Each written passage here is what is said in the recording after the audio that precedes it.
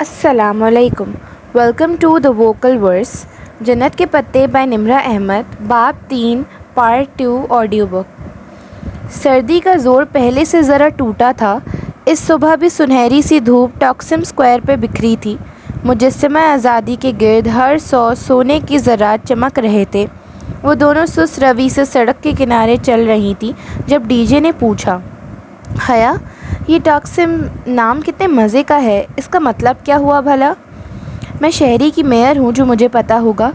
نہیں، وہ میری گائیڈ بک میں لکھا تھا کہ ٹاکسم عربی کا لفظ ہے اور اس کے معنی شاید بانٹنے کے ہیں، کیونکہ یہاں سے نہریں نکل کے سارے شہر میں بٹ جاتی تھیں. تمہیں عربی آتی ہے اس لیے پوچھ رہی ہوں. عربی میں تو ٹاکسم نام کا کوئی لفظ نہیں ہے، اور عربی میں بانٹنے کو تقسیم کہتے ہیں. وہ ایک دم رکی اور بے اختیار سر پہ ہاتھ مارا. اوہ، ٹاکسم یعنی تقسیم. اگر گوروں کی طرح منہ ٹیڑھا کر کے پڑھو تو تقسیم تاکسم یا ٹاکسم بن جاتا ہے. ٹاکسم، واو. وہ دونوں اس بات پہ خوب ہنستی ہوئی آگے بڑھنے لگیں. وہ شاپنگ کے ارادے سے آج استقلال اسٹریٹ کی طرف آئی تھیں. استقلال کے دیسی اسٹریٹ ٹاکسم کے قریب سے نکلنے والی ایک لمبی سی گلی تھی. وہ اگلی دونوں اطراف سے قدیم آرکیٹیکچر والی اونچی عمارتوں سے گھری تھی. گلی بے حد لمبی تھی. وہاں انسانوں کا ایک رش ہمیشہ چلتا دکھائی دے رہا ہوتا. بہت سے سامنے جا رہے ہوتے اور بہت سے آپ کی طرف آ رہے ہوتے. ہر شخص اپنی دھن میں تیز تیز قدم اٹھا رہا ہوتا. گلی کے درمیان ایک پٹری بنی تھی جس پہ ایک تاریخی سرخ رنگ کا چھوٹا سا ٹرام چلتا تھا. وہ پیدل انسان کی رفتار سے دگنی رفتار سے چلتا اور گلی کے ایک سرے سے دوسرے تک پہنچا دیتا. اس گلی کو ختم کرنے کے لیے بھی 1 گھنٹہ تو چاہیے تھا. وہاں دونوں اطراف میں دکانوں کے چمکتے شیشے اور اوپر کمکمے لگے تھے. بازار، night clubs, restaurants, coffee shops, designer where, غرض ہر برانڈ کی دکانیں وہاں موجود تھیں. چند روز پہلے وہ ادھر آئیں تو صرف ونڈو شاپنگ میں ہی 2.5 گھنٹے گزر گئے، اور تبھی وہ استقلال جدیسی کے درمیان پہنچی تھی، سو تھک کر واپس ہو لی. حیا، تم نے دیکھا، استقلال اسٹریٹ جیسے ماڈرن علاقے میں بھی ہر تھوڑی دور بعد پریئر ہال ضرور ہے. بڑے نیک ہیں بھائی ترک. وہ قدرے طنزیہ ہنسی اور پھر متلاشی نگاہوں سے ادھر ادھر دیکھنے لگی. استقلال اسٹریٹ آنے کا اصل مقصد جہان سے ملنا تھا، اور وہ صرف اس لیے یہاں آئی تھی کہ برگر کنگ جائے. اور میں یہاں سے گزر رہی تھی تو سوچا کہہ کر اس سے ملاقات کا بہانہ ڈھونڈ لیں. وہ دونوں ساتھ ساتھ تیز رفتاری سے چل رہی تھیں. وہاں ہوا تیز تھی اور حیا کے کھلے بال اڑ اڑ کر اس کے چہرے پہ آ رہے تھے. وہ بار بار کوٹ کی جیب سے ہاتھ نکالتی اور انہیں کانوں کے پیچھے اڑستی. تبھی اس نے برگر کنگ کا بورڈ دیکھا تو ڈی جے کو بتائے بنا ریسٹورنٹ کے دروازے تک آئی، اور اس سے پہلے کہ وہ دروازے پہ ہاتھ رکھتی، دروازہ اندر سے کھلا اور کوئی باہر نکلا. وہ بے اختیار ایک طرف ہوئی. وہ جہان تھا. وہ اسے پہچان گئی تھی، مگر وہ اکیلا نہیں تھا. وہ اس کے سامنے سے آتا ساتھ سے نکل کر گزر گیا تو وہ پلٹ کر دیکھنے لگی. ڈی جے نے اسے رکتے نہیں دیکھا تھا. وہ اپنی دھن میں دکانوں کو دیکھتی چلتی گئی اور لوگوں کے ریلے میں آگے بہہ گئی. حیا یوں ہی اپنے گھٹنوں تک آتے سیاہ کوٹ کی جیبوں میں ہاتھ ڈالے سے دیکھ رہی تھی. اب وہ ہوا کے رخ پہ کھڑی تھی تو اس کے بال پیچھے کی طرف اڑنے لگے تھے. جہان اس سے دور جا رہا تھا. اس کے ساتھ ایک دراز قد لڑکی بھی تھی، کوٹ سکرٹ میں ملبوس، اپنے سرخ بالوں کو اونچے جوڑے میں باندھے. وہ لڑکی ناگواری سے ہاتھ ہلا ہلا کر کچھ کہہ رہی تھی. جہان نے اسے نہیں دیکھا. اسے یقین تھا. وہ دوڑ کر ان کے پیچھے گئی. وہ دونوں بہت تیز چل رہے تھے. ان کی رفتار سے ملنے کی سعی میں وہ ایشیائی لڑکی ہانپنے لگی تھی. بامشکل وہ ان کے عین عقب میں پہنچ پائی. لڑکی بلند آواز میں نفی میں سر ہلاتی کچھ کہہ رہی تھی. جہان بھی خاصا جھنجھلایا ہوا جواباً بحث کر رہا تھا. وہ ترک بول رہے تھے یا کوئی دوسری زبان، وہ فیصلہ نہ کر پائی. شاید ترک نہیں تھی. وہ بہت لمبے لمبے فقرے بول رہے تھے، اور جتنی ترک حیا نے اب تک سنی تھی وہ ایسی نہیں تھی. ترک میں فقرے چھوٹے ہوتے تھے، بس فعل استعمال کیا اور اس کے آگے پیچھے سابقے لاحقے لگا لگا کر ایک بڑا لفظ بول دیا جو معنی میں کئی فقروں کے برابر ہوتا تھا. جہان، جہان. وہ شور اور رش میں بمشکل اتنی آواز سے اسے پکار پائی کہ وہ سن سکے. اس کی تیسری پکار پہ وہ رکا. لڑکی بھی ساتھ ہی رکی. وہ دونوں ایک ساتھ پلٹے. جہان. اس کے ہونٹ جہان کو دیکھ کر ایک معصوم مسکراہٹ میں ڈھلنے لگے تھے. کیا مسئلہ ہے؟ اسے سنجیدہ اکھڑے اکھڑے انداز میں ابھر اٹھائے. اس کے چہرے پر اتنی سختی اور ناگواری تھی کہ حیا کی مسکراہٹ میں کھلتے لب بند ہو گئے. اس کا رنگ پھیکا پڑ گیا۔ میں حیا وہ بے یقینی سے بنا پلک جھپکے سے دیکھ رہی تھی۔ اسے شک گزرا کہ جہان نے اسے نہیں پہچانا۔ ہاں تو پھر؟ وہ بھویں سکیڑے بولا۔ وہ لڑکی کوٹ کی جیبوں میں ہاتھ ڈالے کھڑی ناپسندیدگی سے حیا کو دیکھ رہی تھی۔ پھر؟ حیا نے بے یقینی سے زیر لب دہرایا۔ وہ ششردہ سی جہان کو دیکھ رہی تھی۔ کوئی کام ہے؟ وہ بامشکل ضبط کر کے بولا۔ حیا نے دھیرے سے نفی میں سر ہلایا۔ اس میں بولنے کی سکت نہیں رہی تھی۔ تو میری شکل کیا دیکھ رہی ہو؟ جاؤ۔ وہ شانے جھٹک کر پلٹا۔ لڑکی بھی ایک اچٹتی نگاہ اس پر ڈال کر مڑ گئی۔ استقلال اسٹریٹ پہ لوگوں کا ریلا آگے بڑھتا گیا۔ جہان، سکندر اور اس لڑکی کے پیچھے بہت سے لوگ اس سمت جا رہے تھے۔ کتنی ہی دیر وہ ساکت کھڑی بہت سے سروں کی پشت کے درمیان اور ان دونوں کو دور جاتے دیکھ رہی تھی۔ اس کی پلکیں جھپکنا بھول گئی تھیں۔ ان دونوں کے سراپے ہجوم میں گم ہو رہے تھے۔ وہ دو نقطے بنتے جا رہے تھے، مدھم، دور، بہت دور۔ حیا، حیا، ڈی جے کہیں دور اتھل پتھل سی سانسوں کے درمیان چلا رہی تھی، مگر وہ نہیں سن رہی تھی۔ وہ اسی طرح بھیڑ کے درمیان پتھر ہوئی کھڑی اسی سمت دیکھ رہی تھی۔ وہ بہت دور جا چکے تھے۔ ساکت پتلیوں میں اب درد ہونے لگا تھا۔ بالآخر بوجھ سے اس کی پلکیں گریں اور جھک کر اٹھی تو منظر بھیگ چکا تھا۔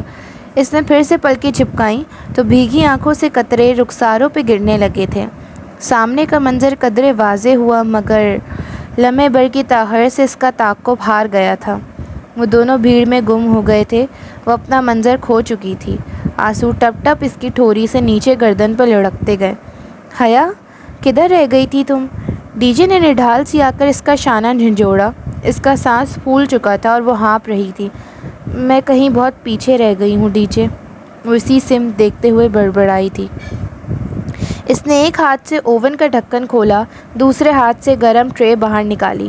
ٹرے پہ بھوری خستہ گرم گرم جنجر بریڈ تیار پڑی تھی۔ ادرک کی ہلکی سی خوشبو سارے کچن میں پھیلی تھی۔ وہ دوسرے ہاتھ سے جنجر بریڈ کو چیک کرتی سیدھی ہوئی اور ٹرے لا کر کاؤنٹر پہ رکھی۔ وہ سفید ڈھیلی سے آدھے بازوؤں والی ٹی شرٹ اور کھلے سیاہ ٹراؤزر میں ملبوس تھی۔ بالوں کا ڈھیلا سا جوڑا گردن پہ پڑا تھا اور الجھی الجھی سی لٹیں گالوں کو چھو رہی تھیں۔ ٹی شرٹ کے اوپر پہنے ایپرن پہ جگہ جگہ چاکلیٹ اور کریم کے دھبے لگے تھے۔ معتصم کاؤنٹر کی ایک طرف کھڑا پیالے میں انڈے کی سفیدی پھینٹ رہا تھا۔ ڈی جے دوسری طرف کھڑی سجاوٹ کے لیے لی گئی بنٹیز، جیلی اور رنگ برنگے بینز کے پیکٹ کھول کھول کر پلیٹ میں انڈیل رہی تھی۔ ہر رنگ کے بینز، کینڈیز اور سرخ جیلی بینز کا ڈھیر لگ چکا تھا۔ آج حسین کی سالگرہ تھی۔ روایتی طریقے سے کیک بنانے کی بجائے حیا اس کے لیے جنجر بریڈ ہاؤس تیار کر رہی تھی۔ 1 فٹ اونچا جنجر بریڈ سے بنا گھر جو چاکلیٹ، کریم اور رنگ برنگی جیلیز سے سجانا تھا، وہ پچھلے 4 گھنٹے سے لگی ہوئی تھی اور اب بالآخر اس کی جنجر بریڈ کے 6 ٹکڑے بیک ہو چکے تھے، 4 دیواروں کے لیے اور 2 مخروطی چھت کے لیے۔ آؤ اب اس کو جوڑتے ہیں، اس نے کہا تو معتصم جو آئسنگ بنا چکا تھا پیالہ رکھ کر اس کی طرف آیا۔ ڈی جے اب ایک دیوار اٹھا کر اس میں سے مستطیل دروازہ کاٹ رہی تھی۔ حیا اور معتصم نے احتیاط سے 2 دیواریں متصل کھڑی کی اور ان کے جوائنٹ پہ بطور گم مخصوص سیرپ لیپ دی۔ پھر بہت آہستہ سے دونوں نے اپنے ہاتھ ہٹائے۔ دیواریں سیدھی کھڑی رہیں۔ سیرپ نے ان کو چپکا دیا تھا۔ زبردست، وہ پرجوش سی ہو گئی۔ اس کا گھر بن رہا تھا، یہ خیال ہی اس کی ساری تھکاوٹ بھگا کر لے گیا۔ وہ دونوں اب اگلی دیوار جوڑنے لگے۔ حیا کے ماتھے سے جھولتی لٹ بار بار آنکھوں کے سامنے آتی۔ وہ بار بار ہاتھ سے اسے پیچھے ہٹاتی۔ پوروں پہ لگے چاکلیٹ سیرپ کے دھبے اس کے رخسار پہ لگ گئے، مگر پرواہ کسے تھی۔ 4 دیواری بن گئی تھی۔ اب انہوں نے 2 مستطیل ٹکڑوں کو اوپر الٹے وی کی طرح رکھا اور جوڑ پر سیرپ لگایا۔ کافی دیر بعد انہوں نے اپنے ہاتھ اٹھائے۔ چھت برقرار رہی، سیرپ سوکھنے لگا تھا، چھت مزید مضبوط ہوتی گئی۔ حیا تم گریٹ ہو۔ وہ بھورا سا گھر بنا رنگ یا آرائش کے بھی اتنا پیارا لگ رہا تھا کہ معتصم بے اختیار ستائش سے بولا، مجھے پتہ ہے۔ وہ دھیرے سے ہنسی۔ وہ تینوں اب الیبل کینڈیز، بنٹیز اور جیلی سے دیواروں کی سجاوٹ کرنے لگے۔ وہ ہر ڈیکوریشن کے ٹکڑے کے پیچھے ذرا سا سیرپ لگا کر اسے دیوار سے چپکا دیتے۔ بھورے گھر پہ جگہ جگہ سرخ، سبز اور نیلے بٹن کی مانند آنکھیں ابھرنے لگی تھیں۔ ذرا سی دیر میں گھر سج گیا تھا۔ ڈی جے نے سفید کریم سے کھڑکیوں کی چوکور چوکھٹیں بنائی اور اندر نیلی کریم کا رنگ بھر دیا۔ اب استنبول کی برف باری کا مزہ اپنے گھر کو بھی چکھائیں۔ حیا آئسنگ، شوگر اور چھلنی لے آئی۔ اس نے سفید سوکھے آٹے کی شکل کی آئسنگ شوگر چھلنی میں ڈالی اور گھر کے اوپر کر کے چھلنی آہستہ آہستہ ہلانے لگی۔ چھلنی کے سوراخوں سے سفید ذرے نیچے گرنے لگے۔ پورے گھر پہ برف باری ہونے لگی اور ایک ہلکی سی سفید تہہ چاکلیٹ سے ڈھکے گھر پہ بیٹھنے لگی۔ حیا کا جنجر بریڈ ہاؤس تیار تھا۔ اس نے احتیاط سے ٹرے اٹھائی۔ گھر برقرار رہا۔ وہ اس کے 4.5 گھنٹوں کی محنت کا ثمر تھا۔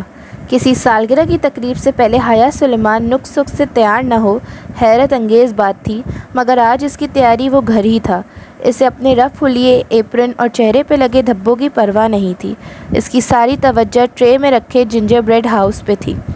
وہ ڈی جے اور معتصم کے پیچھے چلتی کامن روم میں داخل ہوئی۔ وہاں فاصلے فاصلے پہ گول میزوں کے گرد کرسیوں کے پھول بنے تھے۔ درمیانی میز پہ گفٹس اور حسین کا لایا ہوا کیک رکھا تھا۔ 12 ممالک کے ایکسچینج اسٹوڈنٹس آ چکے تھے۔ وہ کوئی سرپرائز پارٹی نہ تھی، سو حسین بڑی میز کے پیچھے کھڑا ہنستا ہوا ٹالی کا گفٹ لینے کی کوشش کر رہا تھا، جسے ٹالی بار بار پیچھے کر رہی تھی۔ سرپرائز! حیا نے پکارا تو سب نے ادھر دیکھا۔ معتصم اور ڈی جے کے پیچھے وہ چوکھٹ پہ کھڑی تھی۔ دونوں ہاتھوں میں اٹھائی ٹرے میں وہ فیری ٹیل ہاؤس رکھا تھا اور حیا کو پتہ تھا وہ ہنسل اور گریٹل کے جنجر بریڈ ہاؤس سے زیادہ خوبصورت تھا۔ واو! بے اختیار بہت سے لبوں سے ستائش نکلی۔ حیا، تم نے میرے لیے اتنا کیا؟ حسین بے حد متاثر ہوا تھا۔ اس نے مسکراتے ہوئے شانے اچکائے۔ وہ دروازے میں کھڑی تھی۔ دروازہ آدھا کھلا تھا اور سردی اندر آ رہی تھی۔ آؤ حیا، اسے میز پہ لے آؤ۔ معتصم بڑی میز پہ گفٹس، کیک اور دوسری ڈشز کے درمیان چیزیں ہٹا کر جگہ بنانے لگا۔ سردی کی لہر دروازے سے اندر گھس رہی تھی۔ اس نے بائیں ہاتھ میں ٹرے پکڑے، دایاں ہاتھ بڑھا کر دروازہ دھکیلنا چاہا۔ وہ بدقسمتی کا لمحہ تھا۔ دروازے کے نوب کو اس نے چھوا ہی تھا کہ دروازہ زور سے پورا کھلا اور کوئی تیزی سے اندر داخل ہوا۔ کھلتے دروازے نے اس کا بڑھا ہاتھ پیچھے دھکیلا اور وہ توازن برقرار نہ رکھ سکی۔ بے اختیار ایک قدم پیچھے ہٹی اور تبھی اس کے بائیں ہاتھ میں پکڑی ٹرے ٹیڑھی ہوئی۔ اوہ نو! بہت سی دل زور چیخیں بلند ہوئیں اور ان میں سب سے دلخراش اس کی اپنی چیخ تھی۔ الٹی ہوئی ٹرے اس کے ہاتھ میں رہ گئی۔ ہلکی سی ٹھٹکی آواز کے ساتھ جنجر بریڈ ہاؤس زمین پہ جا گرا۔ ہر دیوار ٹکڑوں میں بٹ گئی۔ بنٹیز اور جیلیز ادھر ادھر بکھر گئیں۔ فرش پہ بریڈ، چاکلیٹ، کریم اور رنگ برنگی بنٹیوں کا ایک ملبہ پڑا تھا اور وہ سب سناٹے کے عالم میں پھٹی پھٹی نگاہوں سے اسے دیکھ رہے تھے۔ کتنے ہی پل وہ شوق کے عالم میں اس ملبے کو دیکھے گئی، پھر اس کے پار نظر آتے جاگرز کو دیکھا اور اپنی ششدر نگاہیں اوپر اٹھائیں۔ وہ جہان سکندر تھا اور اتنی ہی بے یقینی اور شوق سے اس ملبے کو دیکھ رہا تھا۔ حیا کے دیکھنے پہ بے اختیار اس نے نفی میں سر ہلایا۔ حیا، آئی ایم سوری، میں نے جان بوجھ کر نہیں، مجھے نہیں پتا تھا کہ تم سامنے۔ او گاڈ! تعصف، ملال کے مارے وہ کچھ کہہ نہیں پا رہا تھا۔ وہ جو پھٹی پھٹی نگاہوں سے اسے دیکھ رہی تھی، ایک دم لب بھج گئی۔ اس کی آنکھوں میں تحیر کی جگہ غصے نے لے لی۔ خون کی سرخ لکیریں اس کی آنکھوں میں اترنے لگی۔ وہ ایک دم جھکی، بریڈ کا ٹوٹا کریم میں لتھڑا ٹکڑا اٹھایا اور سیدھے ہوتے ہوئے پوری قوت سے جہان کے منہ پہ دے مارا۔ وہ اس غیر متوقع حملے کے لیے تیار نہیں تھا۔ کریم میں لتھڑا ٹکڑا اس کی گردن پہ لگا تو وہ بے اختیار 2 قدم پیچھے ہٹا۔ ٹکڑا اس کی شرٹ پر سے پھسلتا نیچے قدموں میں جا گرا۔ اس نے گردن پہ لگی کریم کو ہاتھ سے چھوا اور پھر انگلیوں کے پوروں کو بے یقینی سے دیکھا۔ حیا، میں نے جان بوجھ کر نہیں کیا۔ وہ سرخ آنکھوں سے لب بھیجے جہان کو دیکھ رہی تھی۔ اس نے لب اتنی سختی سے بھیج رکھے تھے کہ گردن کی رگیں ابھرنے لگی تھی اور پٹی پہ نیلے لکیر نظر آ رہی تھی۔ وہ بالکل چپ کھڑی گہرے گہرے سانس لے رہی تھی۔ حیا، اٹس اوکے۔ حسین پریشانی سے آگے بڑھا۔ ڈی جے اور معتصم اس کے ساتھ تھے۔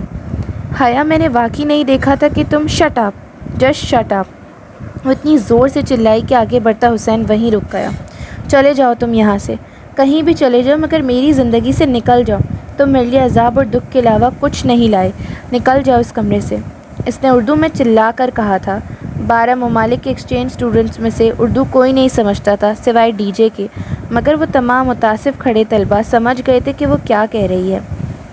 حیا، جہان کی آنکھوں میں دکھ ابھرا۔ میرا نام بھی مت لو۔ اس نے گردن کے گرد بندھے ایپرن کی ڈوری ہاتھ سے نوچی، ایپرن ایک طرف اتار پھینکا اور بھاگتی ہوئی باہر نکل گئی۔ سیڑھیوں کے اوپر لگا بلب اس کے آتے ہی جل اٹھا تھا۔ وہ تیزی سے چکر دار سیڑھیاں اترنے لگی۔ آنسو اس کے چہرے پہ بہہ رہے تھے۔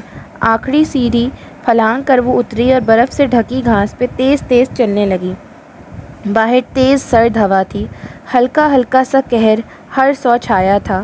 وہ سینے پہ بازو لپیٹے، سر جھکائے روتی ہوئی چلتی جا رہی تھی اور اسے پتہ تھا کہ وہ ایک جنجر بریڈ ہاؤس کے لیے نہیں رو رہی تھی۔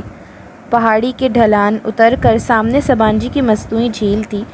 جھیل اب خاصی پگھل چکی تھی، پھر بھی فاصلے فاصلے پہ بڑے بڑے برف کے ٹکڑے تیرتے نظر آ رہے تھے۔ وہ جھیل کے کنارے رک گئی۔ تیز دوڑنے سے اس کا سانس پھول گیا تھا۔ پتلی ٹی شرٹ میں سردی لگنے لگی تھی۔ ڈھیلا جوڑا آدھا کھل کر کمر پہ گر گیا تھا۔ وہ تھکی ماندی سی گھاس پہ بیٹھ گئی اور سلیپر سے پاؤں نکال کر ٹھنڈے پانی میں ڈال دیے۔ وہ خود اذیتی کی انتہا تھی۔ گھٹنوں کے گرد بازو لپیٹ کر سر نیچے جھکا کر وہ ایک دم سے بہت پھوٹ پھوٹ کر رونے لگی۔ مصنوعی جھیل کا پانی رات کے اندھیرے میں چاند کی روشنی سے چمک رہا تھا، گویا چاندی کا ایک بڑا سا ورق سیاہ پانی میں تیر رہا ہو۔ دور جنگل سے پرندوں کی آواز وقفے وقفے سے سنائی دیتی تھی۔ کئی لمحے ریت کی طرح پھسل کر جھیل کی چاندی میں گم ہو گئے تو اس نے قدموں کی چاپ سنی۔ کوئی اس کے ساتھ آ کھڑا ہوا تھا۔ اس نے بھیگا چہرہ اٹھا کر دیکھا۔ وہ جینس کی جیبوں میں ہاتھ ڈالے، لب کاٹتا سنجیدہ سا اس کے ساتھ کھڑا تھا۔ سوری حیا، میں تو معذرت کرنے آیا تھا کہ اس روز کام کی پریشانی میں تم سے مس بیہیو کر گیا، مگر وہ چپ چاپ بے آواز روتی اسے دیکھے گئی۔ آئی ایم ریئلی سوری، میں نے تمہارا اتنا نقصان کر دیا۔ میں نے تمہیں دیکھا نہیں تھا، مجھے معلوم نہیں تھا کہ تم دروازے کے پار کھڑی ہو۔ میں نے تمہارا بڑھا ہوا ہاتھ نہیں دیکھا تھا۔ اپنی دانش میں بہت تیز چل رہا تھا اور انجانے میں تمہارا ہاتھ دھکیل دیا، تمہاری ساری ریاضت ضائع کر دی۔ شاید وہ صرف جنجر بریڈ ہاؤس کی بات کر رہا تھا، اور شاید ان کے تعلق کی۔ وہ ابھی کچھ بھی صحیح یا غلط سمجھنا نہیں چاہتی تھی۔ مگر میں مدعا کر دوں گا۔ مدعا؟ اس کے بہتے آنسو پل بھر کو تھمے۔ ہاں، میں تمہیں بالکل ایسا جنجر بریڈ ہاؤس کل بنا کر لا دوں گا۔ اور اس کا دل چاہا وہ پھوٹ پھوٹ کر پھر سے رو دے۔ مائی فٹ جہان سکندر۔ وہ ایک جھٹکے سے اٹھی اور گیلے پیر پانی سے نکال کر سلیپرز میں ڈالے۔ میری زندگی میں جنجر بریڈ ہاؤس سے بڑے مسائل ہیں۔ وہ تیزی سے پلٹی تو ڈھیلے جوڑے کا آخری بلب بھی کھل گیا اور سارے بل آبشار کی طرح کمر پہ سیدھے گرتے گئے۔ وہ تیز تیز قدم اٹھاتی اوپر ڈھلان پہ چڑھنے لگی۔ جہان لب کاٹتا سے دور جاتا دیکھ رہا تھا۔ وہ تکیے سے ٹیک لگائے پاؤں لمبے کیے کمبل میں لیٹی تھی۔ دونوں ہاتھوں سے موبائل تھامے وہ گیم کھیل رہی تھی۔ ساتھ والے بینک پہ ٹولی منہ پہ تکیہ رکھے سو رہی تھی۔ چیری اسٹڈی روم میں تھی۔ ختیجہ نیچے اپنے بینک کی کرسی پر بیٹھے میز پہ رکھے لیپ ٹاپ کی کنجیوں پہ انگلیاں چلا رہی تھی۔ حسین کا birthday gingerbread house ٹوٹنے سے خراب نہیں ہوا، اس کا برتھ ڈے تمہاری اوور ری ایکشن سے خراب ہوا ہے۔ تم نے اپنے کزن کے ساتھ اچھا نہیں کیا، اس کا قصور نہیں تھا، اس نے تمہیں واقعی نہیں دیکھا تھا۔ اگر تم تھوڑا سا ضبط کر لیتی اور کھلے دل سے اپنے کزن کو ویلکم کرتی تو ہم اسی ٹوٹے جنجر بریڈ ہاؤس کو یادگار بنا لیتے، اسے ایک دوسرے کے چہروں پہ ملتے، اس کے ساتھ تصویریں کھنچواتے اور کیا کچھ نہ کرتے۔ چیزیں وقتی ہوتی ہیں، ٹوٹ جاتی ہیں، بکھر جاتی ہیں، رویے دائمی ہوتے ہیں، صدیوں کے لیے اپنا اثر چھوڑ جاتے ہیں۔ انسان کو کوئی چیز نہیں ہرا سکتی جب تک کہ وہ خود ہار نہ مان لے، اور تم نے آج ایک ٹوٹے ہوئے جنجر بریڈ ہاؤس سے ہار مان لی۔ لیپ ٹاپ کی اسکرین پہ نگاہیں جمائے ڈی جے تیزی سے کچھ ٹائپ کرتی کہہ رہی تھی۔ حیا اسی طرح ببل چباتی موبائل کے بٹن دباتی رہی۔ تمہارے جانے کے بعد سب اتنے شرمندہ تھے کہ مت پوچھو کس طرح میں نے بمشکل سب کو منا کر حسین سے کیک کٹوایا۔ دفتن حیا کا موبائل بجا تو ڈی جے خاموش ہو گئی۔ حیا نے لب بھیجے اسکرین کو دیکھا، وہاں جہان کا موبائل نمبر لکھا آ رہا تھا۔ چاہنے کے باوجود بھی وہ کال مسترد نہ کر سکی۔ کیا ہے؟ اس نے فون کان سے لگا کر بہت آہستہ سے کہا۔ ابھی تک خفا ہو؟ وہ ایک دم اتنی اپنائیت سے پوچھنے لگا کہ وہ لب کاٹ کر رہ گئی۔ حلق میں آنسوؤں کا گولا سٹکنے لگا۔ خفا ہونے کا اختیار اپنوں کو ہوتا ہے، مجھے اختیار کبھی کسی نے نہیں دیا۔ اتنے لمبے مکالمے مت بولو، مجھ سے اب سردی میں نہیں کھڑا ہو جا رہا، فوراً باہر آؤ۔ وہ ایک دم اٹھ بیٹھی۔ تم کہاں ہو؟ آنسو غائب ہو گئے۔ تمہارے ڈرائنگ کے باہر بیلکنی میں کھڑا ہوں۔ میرے اللہ، تم اب تک یہیں ہو؟ وہ فون پھینک کر اٹھی، تیزی سے سیڑھیاں پھلانگتی نیچے اتری اور دوڑ کر دروازہ کھولا۔ وہ بیلکنی کی ریلنگ سے ٹیک لگائے سینے پہ بازو لپیٹے کھڑا تھا۔ اسے دیکھ کر مسکرایا۔ اف جہان! حیا دروازہ بند کر کے اس تک آئی۔ اس نے ٹی شرٹ کے اوپر ایک کھلا سا سیاہ سویٹر پہن لیا تھا اور بالوں کا پھر سے ڈھیلا جوڑا باندھ لیا تھا۔ آنکھیں ہنوز متورم تھیں۔ کب سے کھڑے ہو ادھر؟ وہ خوفگی سے کہتی اس کے ساتھ آ کھڑی ہوئی۔ جب سے تم نے بتایا تھا کہ تمہاری زندگی میں جنجر بریڈ ہاؤس سے بڑے مسائل ہیں، میں نے سوچا ان کو حل کیے بغیر نہ جاؤں۔ چائے تو نہیں پلاؤ گی؟ وہ کچھ ایسے ڈرتے ڈرتے بولا کہ وہ ساری تلخی بلا کر ہنس دی۔ آؤ تمہیں ایپل ٹی پلاتی ہوں، تمہاری ترکی کی سوغات ہے، ورنہ پاکستان میں تو ہم نے کبھی سیب والی چائے نہیں پی تھی۔ وہ دونوں ساتھ ساتھ اندرونی سیڑھیاں اترنے لگے۔ اور ہم یہی پی کر بڑے ہوئے ہیں، کتنا فرق ہے نا ہم میں۔ وہ شاید یوں ہی بولا تھا، مگر کچن کا دروازہ کھولتی حیا نے مڑ کر اسے دیکھا ضرور تھا۔ ہاں بہت فرق ہے ہم میں، اس نے تسلیم کر لیا تھا۔ اس نے ہار مان لی تھی اور انسان کو کوئی چیز نہیں ہرا سکتی جب تک کہ وہ خود۔ اف یہ ڈی جے کی سنہری اقبال بھی نہ۔ وہ سر جھٹک کر کچن میں داخل ہوئی۔ ایپل ٹی تو ختم ہے، اب سادہ چائے پیو۔ اس نے کیبنٹ کھول کر چند ڈبے آگے پیچھے کیے اور پھر مایوسی سے بتایا، دودھ نکالو، میں چائے کا پانی چڑھاتا ہوں۔ وہ آگے بڑھا، دیگچی ڈھونڈ کر نکالی، اس میں پانی اور پتی ڈال کر چولہے پہ چڑھائی اور چولہا جلا دیا۔ وہ ایسا ہی تھا، فوراً سے کام کر دینے والا۔ اس کے ہاتھ بہت سخت اور مضبوط سے لگتے تھے، کام کی محنت اور مشقت کے عادی۔ وہ استنبول کی ورکنگ کلاس کا نمائندہ تھا۔ اب وہ سلیب پہ رکھے برتن جمع کر کے سنک میں ڈال رہا تھا۔ رہنے دو جہان، میں کر لوں گی، تم نے کرنے ہوتے تو اب تک کر چکی ہوتی۔ اب اس سے پہلے کہ پانی سوکھ جائے دودھ ڈال دو، بلکہ مجھے دو۔ اس نے پلیٹ دھوتے ہوئے دوسرے ہاتھ سے دودھ کا ڈبہ اٹھایا اور خود ہی دیگچی میں انڈیل دیا۔ وہ اسے دیکھ کر رہ گئی۔ وہ کھلے نل تلے پلیٹ کھنگال رہا تھا، جینز اور جاگرز پہنے، سویٹر کی آستینیں کہنیوں تک موڑے۔ وہ ٹاکسم اسکوائر کی میٹرو میں موجود اس ایگزیکٹو سے قطعاً مختلف لگ رہا تھا جس سے چند ہفتے قبل حیا ملی تھی۔ حیا، حیا! ڈی جے آواز بھاگتا سی چلاتی ہوئی کچن میں داخل ہوئی۔ تمہارا فون مر جائے گا بج بج کر۔ اوہ السلام علیکم! جہان کو دیکھ کر وہ گڑبڑا گئی۔ وعلیکم السلام! جہان نے پلٹ کر اسے جواب دیا۔ تمہارا فون؟ وہ حیا کو موبائل تھما کر واپس مڑ گئی۔ حیا نے موبائل پہ دیکھا، 5 مس کالز، ترکی کا کوئی غیر شناسا نمبر۔ اسی وقت اس کا موبائل دوبارہ بجنے لگا۔ اس نے اسکرین کو دیکھا، وہی ترکی کا نمبر۔ اس نے کال وصول کر لی۔ ہیلو! جب وہ بولی تو اس کی آواز میں تذبذب تھا۔ حیا سلیمان، بندے کو عبدالرحمن پاشا کہتے ہیں۔ اب تک تو آپ مجھے جان گئی ہوں گی، وہ شستہ اردو میں کہہ رہا تھا۔ اس کی آواز میں ممبئی کی باسیوں کا تیکھا پن تھا اور لہجہ بہت ٹھنڈا۔ حیا کا رنگ پھیکا پڑ گیا۔ اس نے پلکیں اٹھا کر جہان کو دیکھا۔ وہ بہت غور سے اس کے چہرے کے اتار چڑھاؤ دیکھ رہا تھا۔ رانگ نمبر، اس نے کہہ کر فون رکھنا چاہا، مگر وہ آگے بڑھا اور موبائل اس کے ہاتھ میں سے لے لیا۔ کون؟ وہ فون کان سے لگا کر بولا تو اس کے چہرے پہ بے پناہ سختی تھی۔ کون؟ اس نے دہرایا۔ شاید دوسری جانب سے کوئی کچھ بول نہیں رہا تھا۔ جہان لب بھیجے چند لمحے انتظار کرتا رہا، پھر اس نے فون کان سے ہٹایا۔ بند کر دیا ہے۔ اس نے موبائل حیا کی طرف بڑھاتے ہوئے جانچتی مشکوک نگاہوں سے اسے دیکھا۔ کون تھا؟ تمہیں نہیں بتایا تو تم مجھے کیوں بتاتا؟ شاید رانگ نمبر تھا۔ وہ اب سنبھل چکی تھی۔ تمہیں کوئی تنگ تو نہیں کر رہا؟ پھر جیسے وہ چونکا۔ وہ پھول پتہ نہیں کون ہے، اس نے شانے اچکا دیے۔ جانے دو، ہراسمنٹ ایک جرم ہے، ہم اس کے لیے پولیس کے پاس جا سکتے ہیں۔ وہ کچھ سوچ کر بولا۔ کسی مسئلے کا حل جہان سکندر کے پاس نہ ہو، یہ ممکن تھا بھلا؟ جانے دو، میں اس سے زیادہ اہمیت نہیں دیتی، خود ہی تھک کر رک جائے گا۔ گو کہ وہ مطمئن نہیں ہوا تھا، مگر سر ہلا کر پلٹ گیا اور نل پھر سے کھول دیا۔ حیا نے موبائل کو سائلنٹ پہ لگا کر جیب میں ڈال دیا۔ وہ اس نازک رشتے میں مزید بدگمانی کی متحمل نہ تھی۔ چولہا کیوں بند کر دیا؟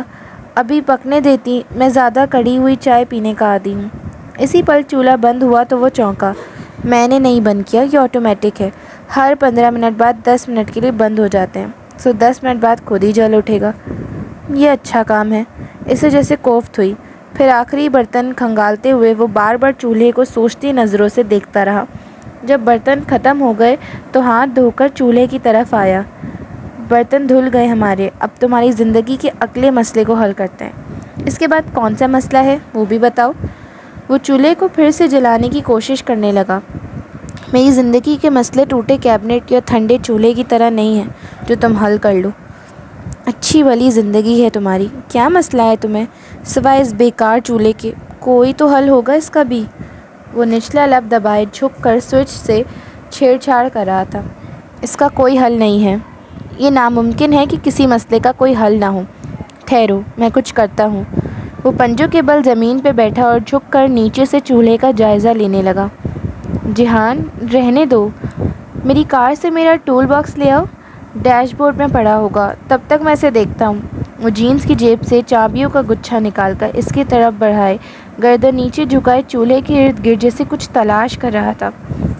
وہ جہان ہی کیا جو کچھ کرنے کی ٹھان لے تو پھر کسی کی سنے۔ اسے میٹرو میں اپنے جوتے کے تسمے کھولتا جہان یاد آیا تھا۔ اس نے مسکراہٹ دبا کر ہاتھ بڑھا کر چابی پکڑی اور دروازے کی طرف بڑھ گئی۔ جہان کی چھوٹی سفید سی کار ہاسٹل کی سیڑھیوں کے آخری زینے کے سامنے ہی کھڑی تھی۔ اس میں سے ٹول باکس نکالتے ہوئے حیا نے بے اختیار سوچا تھا کہ وہ اتنا امیر نہیں ہے جتنا وہ سمجھتی تھی، یا پھر شاید یورپ میں رہنے والے رشتہ داروں کے بارے میں عمومی تصور ہی یہی ہوتا ہے کہ وہ خاصے دولت مند ہوں گے، جبکہ جہان اور سبین پھپھو اس کے برعکس محنت کش ورکنگ کلاس کے افراد تھے۔ وہ واپس آئی تو وہ چھری سے ہی شروع ہو چکا تھا اور پائپ، ساکٹ اور پتہ نہیں کیا کیا کھولے بیٹھا تھا۔ چند منٹ وہ خاموشی سے سلیب کے ساتھ ٹیک لگائے کھڑی اسے کام کرتے دیکھتی رہی۔ وہ دائیں گھٹنے اور بائیں پنجے کے بل زمین پر بیٹھا پائپ کے دہانے پہ پیچ کس سے کچھ کھول رہا تھا۔ ٹول باکس اس کے پاؤں کے ساتھ فرش پہ کھلا پڑا تھا۔ چند صبر آزما پل بیتے اور پھر وہ فاتحانہ انداز میں ہاتھ جھاڑتے ہوئے اٹھا۔ یہ چوتھا چولہا ہے جو کونے میں ہے، یہ فکس کر دیا ہے، اب یہ خود سے نہیں بجھے گا۔ اس نے کہنے کے ساتھ ہی عملی مظاہرے کے طور پہ چوتھے چولہے کو جلا دیا اور پھر چائے کی کیتلی اسی پہ رکھ دی۔ یہ جو تم نے حرکت کی ہے نا جہان سکندر، یہ غیر قانونی ہے۔ اگر کسی کو پتہ چل گیا تو؟ سبانجی میں اسموکنگ بھی غیر قانونی ہے مگر اسٹوڈنٹس کرتے ہیں نا۔ ڈرنکنگ بھی غیر قانونی ہے، اسٹوڈنٹس وہ بھی کرتے ہیں، اور کمروں میں چھوٹے چولہے اور مائکرو ویو رکھنا بھی غیر قانونی ہے، وہ بھی رکھتے ہیں، ہے نا؟ سو تم بھی اپنی مرضی کرو۔ وہ کاؤنٹر سے ٹیک لگائے کھڑا بڑی لاپرواہی سے بولا تو وہ ہنس دی۔ اسے اپنا سروے فارم یاد آ گیا تھا۔ تم سبانجی سے پڑھے ہو جو اتنی معلومات ہے؟ سبانجی سے پڑھا ہوتا تو ایک چھوٹا سا ریسٹورینٹ نہ چلا رہا ہوتا۔